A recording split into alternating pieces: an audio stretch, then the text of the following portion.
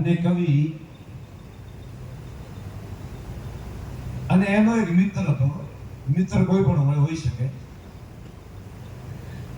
તો કવિ કવિતા કરતો પરમાત્મા વિશે, પ્રકૃતિ વિશે. એટલે થોડું મારો ભગો બેસેલું છે ને એટલે થોડુંક આનો સેટલ ઉભો થવાનો. બસ એમ બસ. કવિ એક કવિ નો મિત્ર હતો ને બંને જણા. આ વાત બહુ સમજવા જેવી છે. બધા યુવાનોને કહેવા માંગુ છું, તમારા જીવનમાં કામ આવશે. એક કવિ અને એક ભંગારી, જે આ બધા હમણાં ખબર આ બોટલો બીજી બધી વેણે ડબલા બીજા બધા વેણે રહ્યા. આજે આ ભંગાર લોકો ફરી રહ્યા બરાબર લેવા માટે કચરો. બંને જણા પૂનમની રાત,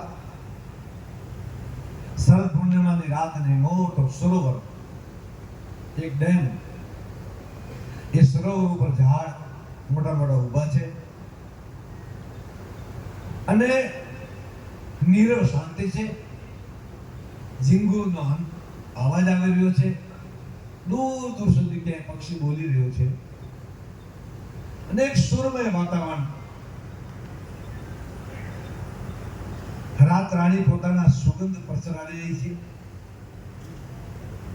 કમળની સુવાસ સરોવરમાં આવી રહી છે. અસ્તિત્વ આખું સૂઈ ગયું છે. મૌન, શાંતિ, આનંદ.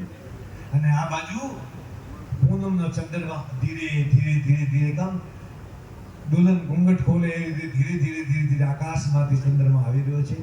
એ દ્રશ્યને તમે ફીલ કરજો. જેવું વર્ણન કરું છું એ તમે તમારા મનમાં ફીલ કરજો, અહેસાસ કરજો. મોટા મોટા વૃક્ષો, કમળના ખીલેલા ફૂલ, ઝીંગુરનો અવાજ, તમરાઓનો અવાજ, અને કમળના ખીલેલા ફૂલમાંથી સુગંધ પ્રસરી રહી છે. અને એક અસ્તિત્વ જાણે પરમાત્મા ઉતરી આવી. મૌન, શાંતિ, ગૌતમ બુદ્ધ જેવી શાંતિ એ સરોવર ઉપર. કવિ એ દ્રશ્ય જોયે છે અને આ બાજુથી પેલા ઝાડવામાં થઈને થોડો થોડો ચંદ્રમાનો પ્રકાશ આવી રહ્યો છે. ધીરે ધીરે ધીરે ધીરે ધીરે ધીરે ધીરે ધીરે ઉપર ઉતરી ગયો છે ચંદ્રમા. એટલે કવિ ગદગદ થઈ ગયો. ઓહો, આવો અનુભવ. હું તમને સાચી વાત કહું, હું ક્યારેક રાતે 3 વાગે ઉઠી જાઉં છું. ઉઠી જઈને બેસું, ખાલી અસ્તિત્વનો આનંદ લો. પરમાત્મા જે આ લીલા કરી છે. આપણે દિવસે તારા નથી જોઈ શકતા ને રાત્રે શાંતિ હોય છે બધું.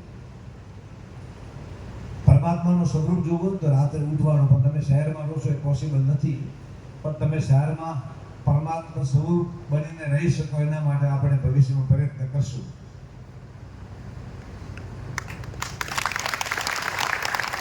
તમે પરમાત્મા સ્વરૂપમાં રહી શકો એના માટે રવિધામ દ્વારા ગુરુ મહારાજ કોઈ સારો તમને માર્ગદર્શન આપે. એ હિસાબે જીવન જીવશો તો તમારું ભવિષ્ય ઉજ્જવળ છે જ. એ તો પાકી વાત છે. તો પેલા કવિએ કલ્પના કરી અને પરમાત્માનો ધન્યવાદ કર્યો. ઓ પ્રભુ, ઓહો, આટલી લીલા તારી, શું આનંદ આવી રહ્યો છે. ગદગદ થઈ ગયો. અસ્તિત્વ પ્રત્યે નતમસ્તક થઈ ગયો. સુંદર ફૂલોની સુગંધ અને આ બાજુ ચંદ્રમાં આવી રહ્યું છે. નીરવ શાંતિ, વૃક્ષોનો છાંયો પાણીમાં પડે છે. ક્યાંય ક્યાંક તારા જેવો અહેસાસ થાય છે, પ્રકાશ પડે એનો. અને ધીરે ધીરે ધીરે ધીરે ચંદ્રમાં આવી અને બરાબર માથે આવ્યો. બેઠા ગયા સરોવરના કિનારે અને બેઠા રહ્યા. પછી જે પ્રતિબિંબ પડવા માંડ્યો ને, પછી એ ચંદ્રમાનો પ્રતિબિંબ પડવા માંડ્યો શરદ પૂર્ણિમાની રાત. અને એની પ્રતિબિંબ પડવા માંડ્યો એટલે પેલા કવિથી રહેવાયું નહીં. કવિએ કહ્યું કે વાહ પ્રભુ, તારી શું લીલા છે. મારા જીવનનો પહેલો એવો અહેસાસ છે કે આવો મેં સ્વરૂપ તારું જોયું છે. આ પણ તારું રૂપ છે, એવો પણ તું હોઈ શકે. આ પહેલી વાર જોયું છે. ચંદ્રમાનો પ્રકાશ વચ્ચે મને એક વાત યાદ આવે છે, એ પછી તમને કહું. ચંદ્રમાનો પ્રકાશ અને ચંદ્રમાના પ્રકાશને પાણીમાં જોયો ત્યારે કવિ નાચવા માંડ્યો. ઓહો, આનંદ આનંદ આનંદ આનંદ કરવા માંડ્યો. સાથે પેલો જે ભંગારી હતો, જ્યાં કોઈ તૂટેલો સામાન બીજો પ્લાસ્ટિકનો બજારમાંથી લઈ જઈને વેચવાનો ધંધો કરતો, એને પૂછ્યું એટલે તું નાચે છે શું કામ, એવું તો શું થઈ ગયું? તો કવિએ કહ્યું મને જોતો નથી, મારો આનંદ આ પરમાત્માની જે લીલા જોઈ છે, સ્વરૂપ જોયું છે, એનાથી મને બહુ આનંદ આવે છે. પણ શેનો આનંદ આવે છે? તો કે તું પેલા જોતો ખરી આ ઝાડ જો કેટલા સુંદર પ્રકાશ પડી રહ્યો, ફૂલ ખીલ્યા છે. તો કે તો રોજે ખીલે. અરે પણ આપણે રોજે ખીલતા છે, પણ આપણે તો નથી જોયા ને. તો કે ના, એમાં શું નવીનતા? તો કે આમાં નવીનતા નહીં દેખાય તો ના બીજી નવીનતા બતાવી. આ પાણીમાં જોતું, એટલે પેલો કિનારે ઉભો રહીને પાણીમાં જોયે છે, કવિ નાચી રહ્યો છે, આનંદ લઈ રહ્યો છે, પરમાત્માના સ્વરૂપ વર્ણન કરી રહ્યો છે, ગુણગાન ગાવી રહ્યો છે. તો ભંગારી આશ્ચર્યચકિત થઈ અચંબે પડીને પાણીમાં જોઈ છે. એટલે કવિએ કહ્યું કે તને કઈ પાણીમાં દેખાય છે?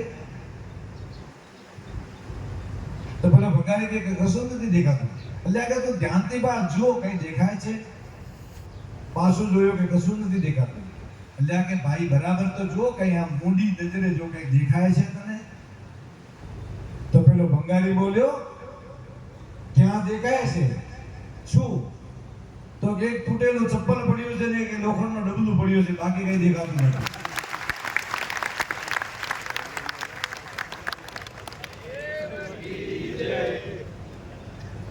બહુ બધું તૂટેલું ચપ્પલ હોય એ પાણીમાં પડ્યું છે, પેલા ચંદ્રમાના પ્રકાશથી એને દેખાય છે, ઉપર પ્રકાશથી, અને જોયે છે અંદર કે આ શું પડ્યું છે. એટલે ધ્યાનથી જુઓ, ધ્યાનથી જુઓ. એટલે બહુ ધ્યાનથી જોયું તો કે સાગર કીધું ડબલું ક્યાં હતું?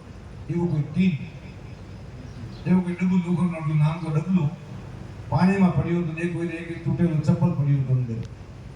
પેલા ભંગારીને બે વસ્તુ દેખાણી. કવિએ કીધું બરાબર જો, તો કે આ દેખાય છે બે વસ્તુ, તૂટેલું ચપ્પલ અને સડેલું ડબલું. પેલા કવિએ માથું ફોડી દીધું કે આને ક્યાં લઈ આવ્યો? એટલું સૌંદર્ય ને દેખાણું, પરમાત્માનું મૌન ન દેખાણું, ફૂલોની અને સુગંધ ન આવી,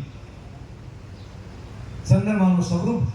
આજે એક ચંદ્રમા નહીં, એક ચંદ્રમા આકાશમાં ખીલ્યો છે ને બીજો ચંદ્રમા પાણીમાં ખીલ્યો છે. કવિને બે ચંદ્રમા દેખાણા. એક ચંદ્રમાના કવિનું હૃદય તો કવિની આંખ હતી, અને કવિના આંખથી અને બે ચંદ્રમા દેખાણા. એકના બે ચંદ્રમા, એક આકાશમાં એક પાતાળમાં પાણીમાં. અને પેલા ભંગારીને બે ભંગાર દેખાણી, એક તૂટેલું ચપ્પલ અને એક સડેલું ડબલું. તો લોકોના જીવનની અંદર નેગેટિવ શું છે એ ગોતી કાઢે. હું આપને કહું છું, નેગેટિવિટી સાઈડમાં છોડી દેજો. તમે નેગેટિવિટીનું સતત સ્મરણ કરશો, કોણામાં કેટલા વાંક છે, કોણ શું છે, ક્યાં વાંક છે, ક્યાં ખામી છે, એ તમે બોલતા રહેશો તો જિંદગી તમારી ખામી ગોતવામાં જતી રહેશે. અને તમારામાં શું ખામી એ તમને ખબર નહીં પડે, બીજા ખામીને કાઢો. ગૌતમ બુદ્ધે કહ્યું છે, ભગવાન ગૌતમ બુદ્ધ એક વાત કરી છે બહુ સારી, મારા જીવનમાં હું તો ઉતારું છું, તમને પણ આપો પ્રસાદ कि जो सोचो तो बड़ा सोच समझ के सोचना. आप कोई थिंकिंग कर रहे हो, आपके मन के अंदर आप सोच रहे हो, तो बहुत सोच समझ के सोचना, क्योंकि जैसा आप सोचते हो वैसा एक दिन आप हो जाओगे.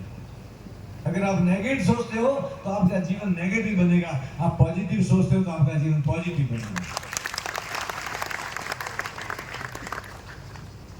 आपका विजन नेगेटिव है तो आप नेगेटिव बन जाओगे, आपका जीवन विजन पॉजिटिव है तो पॉजिटिव बन जाओगे. तो भंगारीनी જે કહાની છે, આ કવિની જે કહાની છે, એવા બધા આપણા સંસારમાં રહેવાવાળા માણસો પર ફિટ બેસે છે. નેગેટિવ માણસો શું કરે, કોઈના ઘરે જાય ને જમવા માટે, મહેમાન ગયા હોય તો આપણે ખબર પહેલા ડોકરા મહેમાન જતા. હું આજે યુવા ભણેલી પેઢી છે એના કરતા તમને એક એમનો અનુભવ બતાવું છું. એ કોઈના ઘરે જતા તો મેઠું ન માંગતા.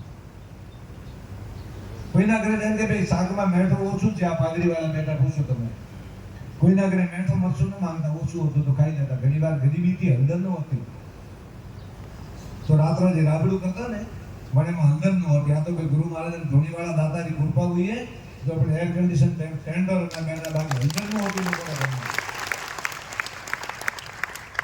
આ બધું ગુરુ પ્રતાપ છે. મહેનત તો દુનિયામાં કોણ નથી કરતું. પેલા વિચારો રોડા ઉપર કામ કરી કેટલી મહેનત કરે. એકલી મહેનતથી કશું નથી થતું, એકલા પરિશ્રમથી કશું નથી થતું. જેમ તમે કહો કે મારી મહેનત તું છે, એટલે ભાઈ તારી મહેનત તો શું છે? તારા હૃદયમાં જે ધડકવા વાળો છે ને, એ તો ગુરુ મહારાજનો પ્રસાદ છે. એ ધડકી ગયો પરમાત્મા ધડકી એમના થઈ જાય. હોસ્પિટલમાં કોમામાં સુતા હોય, ચેક ઉપર સહી કરાવવાની હોય, સહી નથી કરી શકતા. શું કરો તો તમારી પાસે છે શું? હા, આટલું જરૂર કહું કે કર્મ તમારો હોવું જોઈએ અને ફળનો અધિકાર પરમાત્માના હાથમાં હોવો જોઈએ. એ આપે છે. કર્મણ્યે વાધિકારસ્તે મા ફલેષુ કદાચન. હે પાર્થ, હે અર્જુન, તું કર્મ કર. ફળમાં મારો અધિકાર છે. ફળ મેં દઉં. પણ મારા જીવનની જે શૈલી એ કામ કરવાની હું તમને બતાવી દઉં. રોજ